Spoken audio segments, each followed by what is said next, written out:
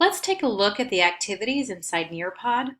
This is my Nearpod page. I have a plethora of lessons that I have done with students over the years. I made an example lesson to demonstrate some of the activities that are offered inside of Nearpod. So I'm going to go ahead and open up that lesson and show you some of the really cool content and activities that you can embed inside of your lessons. If you click on the plus button, it gives you an opportunity to add content or activities. I'm going to focus on activities. As you can see, there are many options. Some options might have you upgrade to the gold membership. However, in our district, we get a lot with our silver membership. So let's start with my students' favorite, which is Collaborate Board. So it's like a little collaboration board, almost like a blackboard, or I guess now we have whiteboards these days, or even a bulletin board. So I type a question right here. It could be like a discussion question. I'm just going to go ahead for time's sake and say discussion question, but depending on the subject that you're teaching, I would pose a question here. And then students would be able to add their little thoughts and answers. I'm just, again, for time's sake, I'm just going to type words here. But what's really cool is they can like each other's posts. So of course, with our social media age, students will compete of whose posts have the most likes. Or they can add images from the internet here. This is a great chance to talk about Creative Commons and how to gather some Google images that are free to use. They can also upload other kind of files from different sources here. They can speak into the microphone, they can record themselves. So collaboration is a great tool. It's definitely one of my students' favorites. Another fun activity is a poll. I love to start the class with a poll to see how much students know about a certain topic.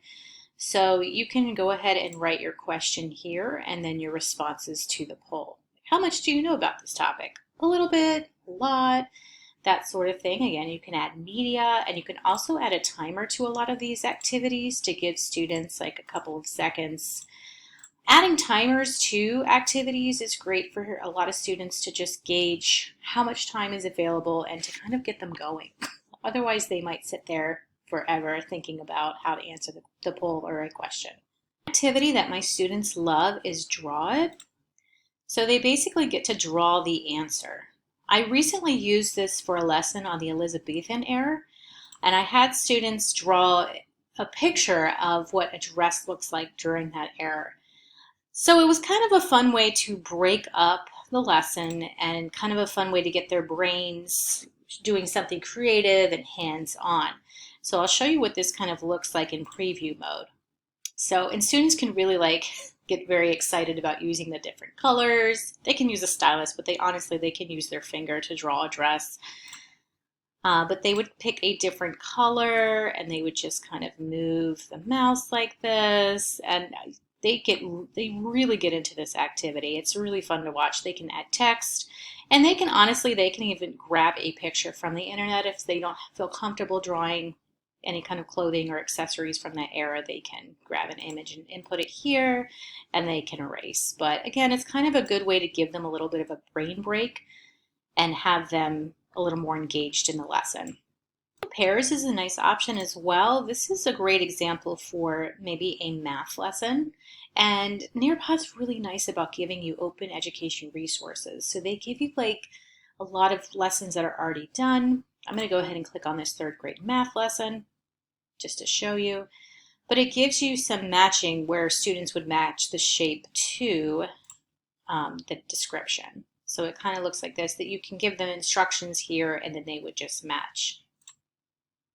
As you can see, there are other options I didn't really go too much in detail with, but they have Flipgrid, which is a really cool text source where students can show themselves on a video. That's great for discussions, great for showing storytelling or speech related. But we have fill in the blank, we have a memory test, open-ended question, and quizzes. So this is a great way to assess your students on their knowledge and what they have learned throughout the lessons. So activities really keep students engaged.